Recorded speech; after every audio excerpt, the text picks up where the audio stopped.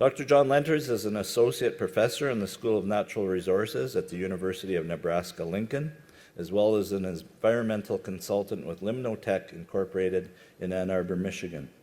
He was born and raised in Holland, Michigan, and has worked previously at Lake Superior State University and the University of Wisconsin-Madison.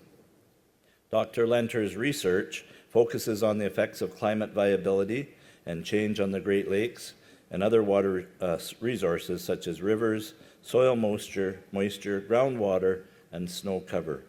This includes a Lake Superior monitoring station on Granite Island near Marquette since 2009 to measure weather conditions over the lake, as well as the impacts of climate and ice cover on lake evaporation. These results are being used to help us understand how evaporation may be contributing to recent low water levels in the Great Lakes. Dr. Lenters will be giving us an overview of current and anticipated climate change impacts in the Great Lakes and St. Lawrence Basin.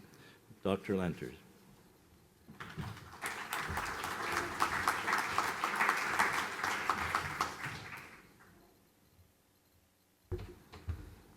All right, thank you for that introduction.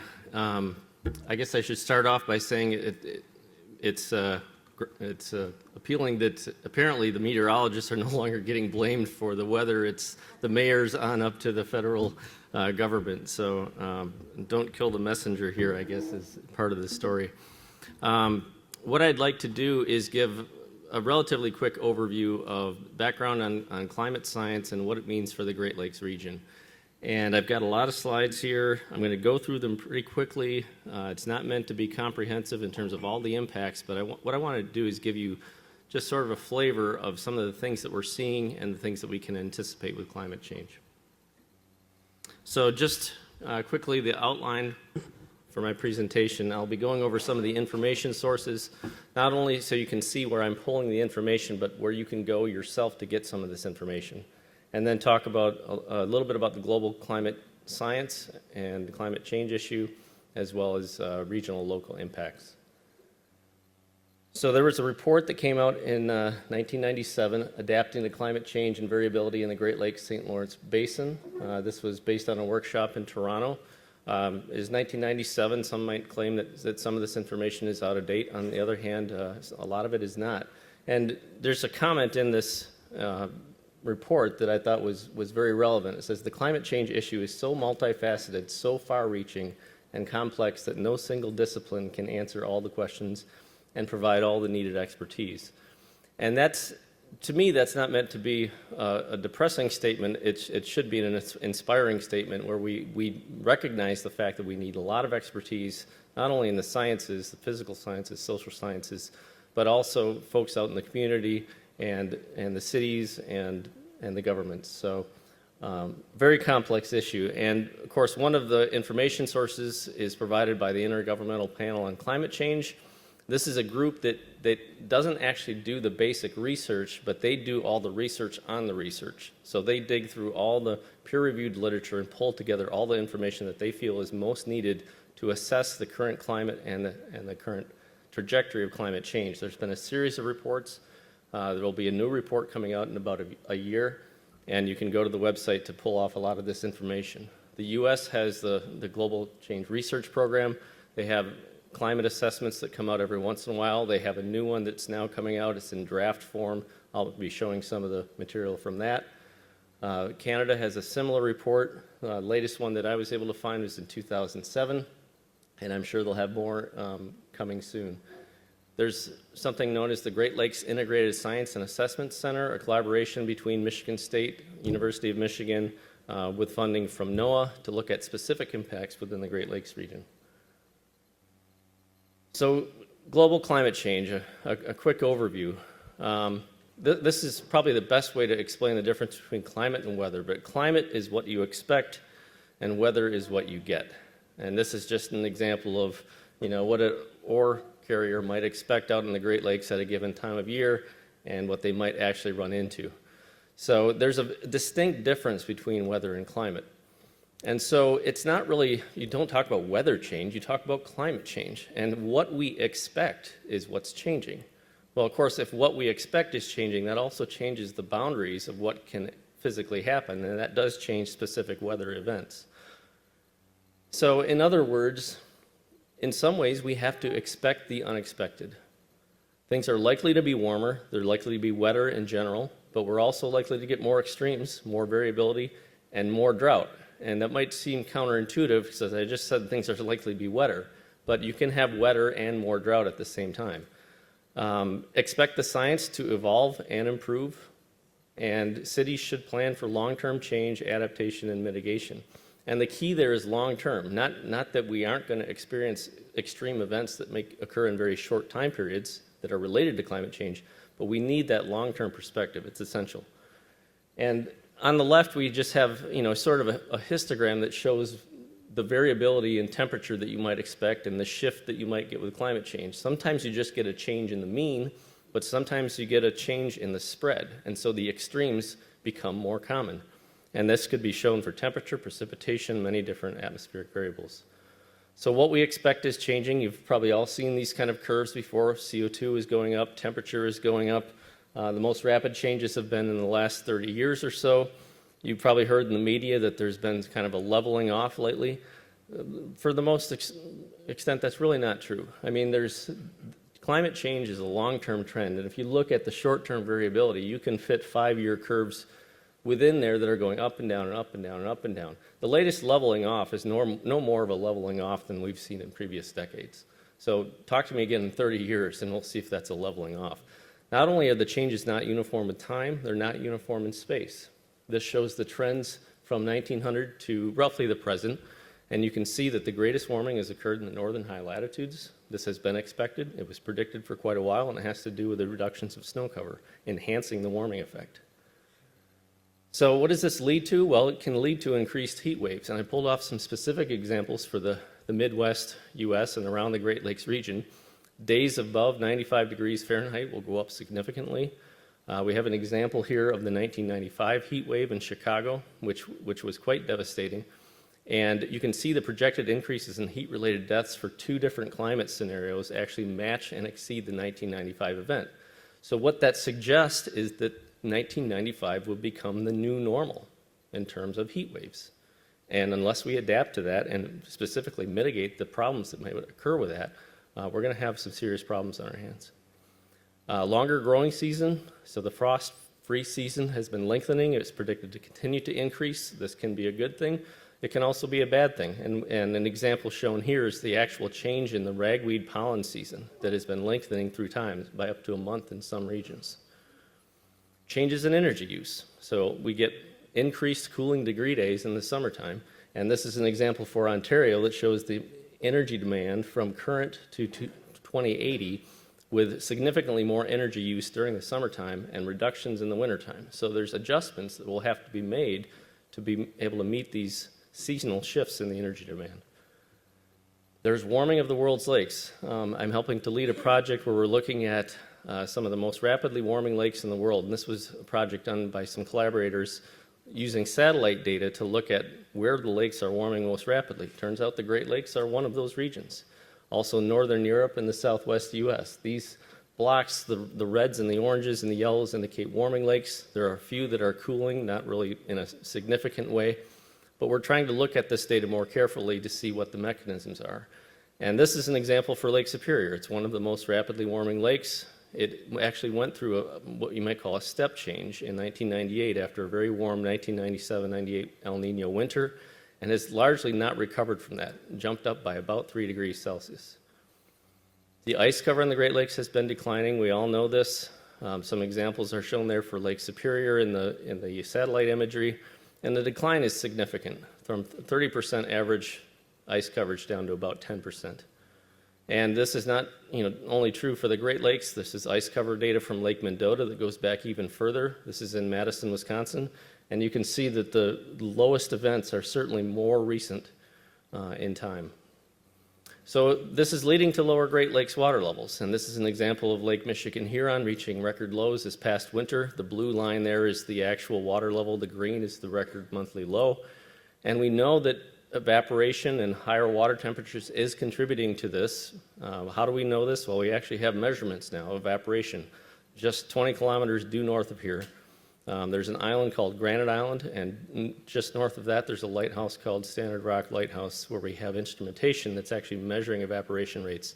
And just to show one example, this 2010-2011 winter in this chart was a warm winter, low ice cover, or the preceding winter was low ice cover. We had warm water temperatures that subsequent summer, and this is accumulated evaporation rates for that year compared to the previous 3 years. And you can see that by the end of that year, we had 25 centimeters of additional evaporation because of the earlier start to that evaporation season. And 25 centimeters might not seem like a lot, but the issue with climate change is that in 30 years, that might, again, become the normal. And if we're evaporating an additional 25 centimeters every year in 30 years, that adds up quickly to significant drops.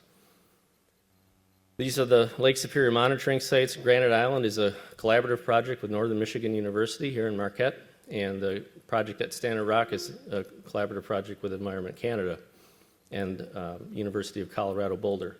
And we're expanding this Great Lakes evaporation network to include the other Great Lakes so that we can continue to monitor the impacts of climate change on evaporation and water levels. So what I'd like to shift to here is just the question of global warming. Is that really an appropriate term? You may have heard this said in somewhat of a joking sense, but it's really not joking. Some people have said, well, what about global weirding?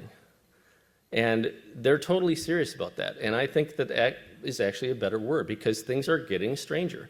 And there's a lot of strange things that are a result of climate change that cause people to think, well, it must not be happening because these are contradictory. But that's not the case. It's just a complex science, and we're still trying to wrap our brains around this. Here's an example. Most of you are probably fully aware of the fact that the Great Lakes are dropping while sea level is rising.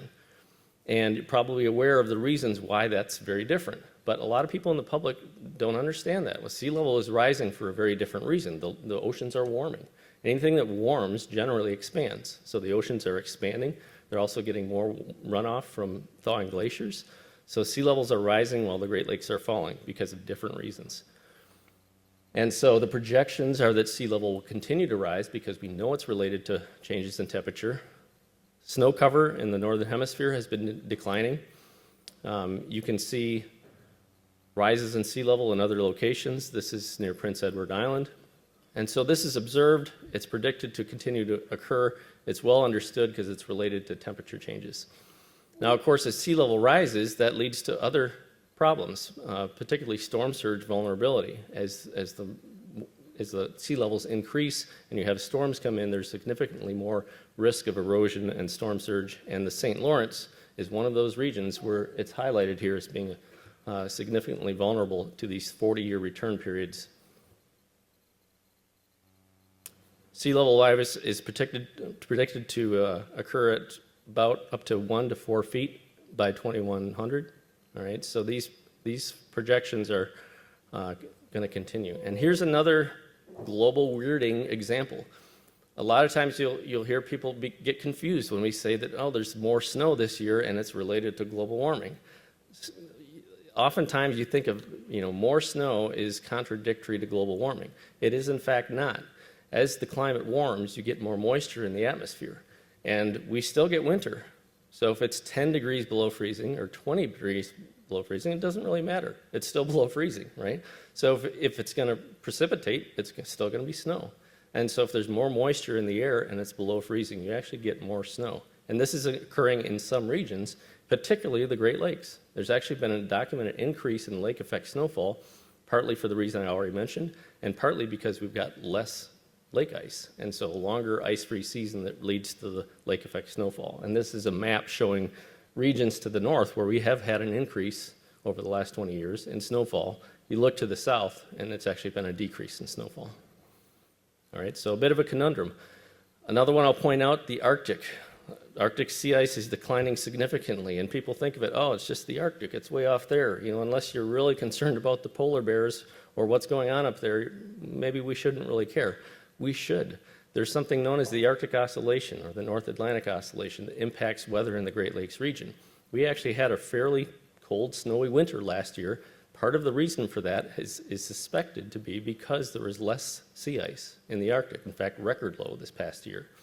And that has to do with this oscillation that occurs in the atmosphere. So some things that seem really remote and are changing dramatically. This is probably the most dramatic example of climate change in the world. It's exceeding the predictions from the climate models. We've lost more sea ice than we thought we were going to lose. And it's actually affecting the Great Lakes. So what can we expect? Well, generally wetter conditions. This shows projections over, or actually real trends that have occurred over the last 20 years or so. And the greens indicate wetter conditions throughout most of the U.S. On the other hand, projected increases in drought severity. I don't have the details, time to go into the details on this right now, but lengthening periods where you have dry days. All right, so the number of dry days, consecutive dry days together. And much of that drought severity is in the western U.S., but you can see that also includes the Great Lakes region. Shifting seasons, so that not all this precipitation is going to come at the same time. The predictions are that we'll have wetter winters, springs, and slightly wetter falls, but actually drier summers. Those shiftings in the seasons are actually showing up in the Great Lakes. This was a study I did back in 2001 showing changes in Lake Erie and Lake Ontario. They're actually rising and falling about a month earlier than they used to. This was predicted to occur about 50 to 100 years from now. It's actually already occurring.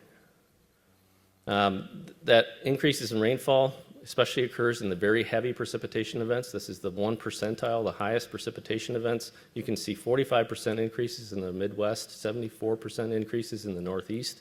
So these are large changes, and it leads to upward trends in the flood magnitude. Those green upward arrows are indications of increased runoff in streams. Projected changes in Atlantic hurricane frequency by category. Why am I talking about Atlantic hurricanes? Well, they actually impact the Great Lakes. Category 4 and 5 hurricanes are projected to increase in, by 2100 by about 75%.